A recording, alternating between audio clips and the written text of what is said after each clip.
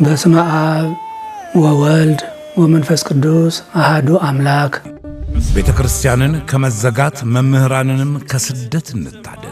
የኢትዮጵያ ኦርቶዶክስ ተዋሕዶ ቤተክርስቲያን የሺህ ዓመታት ታሪኳ፣ ዜማዋ፣ ቅኔዋና ሥርዓቷ ተጠብቆ የቆየው በአብነት መምህራንና ደቀ መዛሙርት ተጋድሎ ነው። ሆኖም ዛሬ ላይ የአብነት ትምህርት ቤቶች በኢኮኖሚ መዳከምና የደቀ መዛሙርት ፍልሰት ከፍተኛ አደጋ ተጋርጦባቸዋል። ስለሆነም ቤተክርስቲያኗ ቅጥሯ እንዳይፈርስ መሠረቷም እንዳይናጋ እንረባረብ።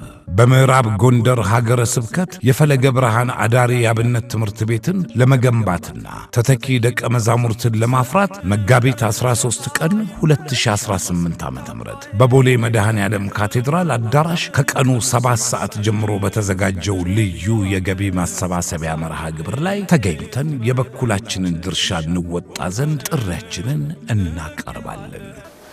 የተወደዳችሁ የእግዚአብሔር ቤተሰቦች፣ በሀገር ውስጥም በሀገር ውጭም ያላችሁ የቻላችሁ በቦታው ተገኝታችሁ ያልቻላችሁ ደግሞ በያላችሁበት ሆናችሁ በተጠቀሰው ቀንና በተጠቀሰው ሰዓት በተጠቀሰው ቦታ ተገኝታችሁ ሁላችሁም የበኩላችሁን አስተዋጽኦ እንድታደርጉ አባታዊ መልእክቴን አስተላልፋለሁ። እግዚአብሔር በያላችሁበት ይጠብቃችሁ፣ ሀገራችን ሰላም ያደርግልን፣ እግዚአብሔር ይባርካችሁ። የመግቢያ ትኬቱን አዲስ አበባ በሚገኙት በሁሉም አድባራት ማግኘት ይችላሉ።